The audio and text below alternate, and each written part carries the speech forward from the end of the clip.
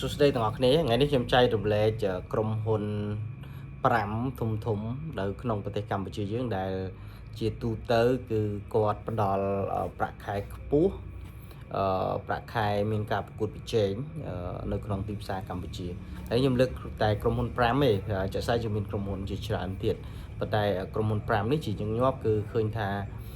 ការផ្ដល់ប្រាក់ខែឲ្យទៅបុគ្គលិកថ្នាក់យើងហៅថាថ្នាក់គ្រប់គ្រង management level ហើយនឹងថ្នាក់ professional ថ្នាក់អាជីពថ្នាក់បន្ទាប់ពី management ហ្នឹងជាទូទៅគឺយើងហៅថាជាផ្នែកជំនាញជា expert ហ្នឹងគឺជាទូទៅក្រុមហ៊ុនទាំងអស់នេះផ្ដល់នៅអត្ថប្រយោជន៍ល្អក៏ដូចជាប្រាក់ខែខ្ពស់នៅក្នុងទីផ្សាររបស់យើងប៉ុន្តែនៃត្រង់នេះមិនមែនមានន័យថាគាត់តែងតែជាមានន័យថាគាត់ជាក្រុមហ៊ុនដែលផ្ដល់ប្រាក់ខែផុតគេហ្មងទេប៉ុន្តែជាទូទៅជាញឹកញាប់គេសង្កេតឃើញថាក្រុមហ៊ុនទាំងនេះគឺផ្ដល់ប្រាក់ខែដែលមានការប្រកួតប្រជែង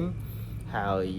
ពេលខ្លះគឺវាលើសពីទីផ្សារការងាររបស់យើងណាលើសពីទីផ្សារទាំងមូលណាអញ្ចឹងក្រុមហ៊ុនទី1ប្រហែលជាទាំងអស់គ្នាអាចស្គាល់គឺក្រុមហ៊ុន ABA ណា ABA ជាធនាគារហើយគាត់ផ្ដល់ប្រាក់ខែខ្ពស់នេះសម្រាប់នាយកដ្ឋានឬក៏ផ្នែកtechnology ផ្នែកបច្ចេកវិទ្យាផ្នែក digital ណាផ្នែក banking ផ្នែកគ្រប់គ្រងហានិភ័យផ្នែក finance ហើយពីជា business finance ហើយនឹងផ្នែក products management ការគ្រប់គ្រងផលិតផលឬការផលិតផលថ្មីបាទអាហ្នឹងសម្រាប់វិស័យធនាគារសម្រាប់លេខរៀងទី2គឺ Telecom ទូរគមនាគមន៍ហ្នឹងខាងក្រុមហ៊ុនទូរស័ព្ទហ្នឹងជាទូទៅគេមើលឃើញថា Smart Agita គឺ pay គឺផ្ដល់ប្រាក់ខែនៅក្នុងកម្រិតប្រកួតប្រជែងខ្លាំងដែរនៅក្នុងទីផ្សាររបស់យើងភាគច្រើនគឺគាត់ឲ្យប្រាក់ខែនេះទៅលើផ្នែក IT technology ដូចគ្នាដែរផ្នែក data analysis ការវិភាគទិន្នន័យណាផ្នែក network engineering ផ្នែកបណ្ដាញវិស្វករផ្នែក digital product ផលិតផល digital ផ្នែក marketing ជាដើមណាអញ្ចឹងអ្នកនៅក្នុងផ្នែកទាំងអស់ហ្នឹងជាទូទៅក្រុមហ៊ុន Smart Digita ផ្ដល់ប្រាក់បៀវត្សមួយនៅក្នុងលក្ខខណ្ឌប្រកួតប្រជែងខ្ពស់បាទក្រុមហ៊ុនទី3ជាក្រុមហ៊ុនភេសជ្ជៈគឺក្រុមហ៊ុន Coca-Cola Cambodia ក្រុមហ៊ុនប្រហែលជាស្គាល់ហើយណា Coca-Cola គឺ Coca-Cola ពេលច្រើនគាត់ផ្ដល់ប្រាក់បៀវត្សខ្ពស់សម្រាប់យើងហៅថា sales leadership អ្នកដែលមានជំនាញខាងផ្នែកគ្រប់គ្រងផ្នែកការលក់ហ្នឹងបាទគ្រប់គ្រងផ្នែកការលក់ឬក៏sales leadership យើងមាន supply chain ចង្វាក់ផ្គត់ផ្គង់ណា supply chain ខាងជំនាញខាង manufacturing ខាងផលិតណាផ្នែក finance ក៏ដូចជាផ្នែកគ្រប់គ្រងធនធានមនុស្ស HR ជាដើមណា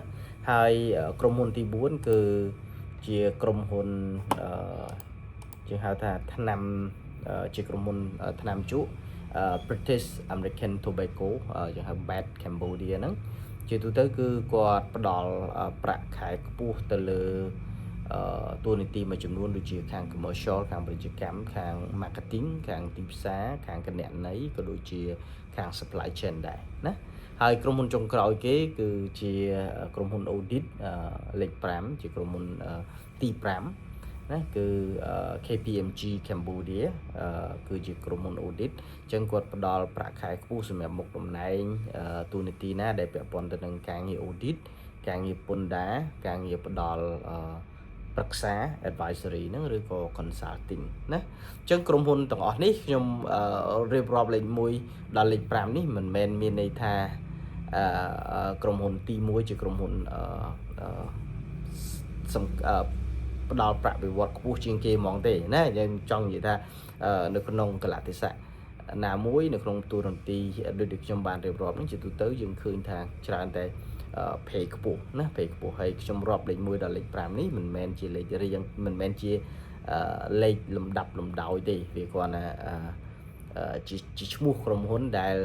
ខ្ញុំលើកឡើងទាំង5នៅក្នុងវីដេអូនេះណាអញ្ចឹងខ្ញុំគ្រាន់ផ្ដល់ជាព័ត៌មានមួយចំនួនសម្រាប់ ទាំងអស់គ្នាថ្ងៃក្រោយក្រចង់អភិវឌ្ឍខ្លួនអីហើយយើងចង់ចូលទៅក្នុងវិស័យការងារហើយយើងជ្រើសរើសក្រុមហ៊ុនដែលយើងគិតថាវាផ្ដល់នៅអត្ថប្រយោជន៍ល្អឬក៏ផ្ដល់ប្រាក់ខែខ្ពស់សម្រាប់យើងហើយនៅក្នុងទូនីតិដែលយើងបានលើកន្លងទៅហើយយើងចង់ទៅក្នុងហ្នឹងគឺតើអ្នកអាចពិចារណាបានប៉ុន្តែនៃក្នុងនេះគឺខ្ញុំបញ្ជាក់ដែរថាមិនមែនមានក្រុមហ៊ុនតែប៉ុណ្្នឹងទេយើងមានក្រុមហ៊ុនផ្សេងទៀតប៉ុន្តែគាត់ថាក្រុមហ៊ុនទាំងនេះអាចឈរនៅក្នុងលំដាប់ប្រកួតប្រជែងមួយណាអរគុណច្រើនទាំងអស់គ្នាយើងជួបគ្នានៅវីដេអូលើក្រោយទៀតទាំងអស់គ្នាដែលមិនទាន់ subscribe channel ខ្ញុំអាច subscribe ទាំងអស់គ្នាមានសំណួរផ្សេងៗទាក់ទងទៅនឹងការសិក្សារៀនសូត្រការរើជំនាញរៀនអីហ្នឹងគឺអាចសួរខ្ញុំបាននៅក្នុង comment ហើយបើបងប្អូនចាប់អារម្មណ៍វគ្គបណ្ដុះបណ្ដាលទាក់ទងការគ្រប់គ្រងទីនោះក៏ដូចជា HR អាចតាក់ទងមកខ្ញុំcomment មកខ្ញុំក៏បានដែរអរគុណច្រើនណាជួបគ្នា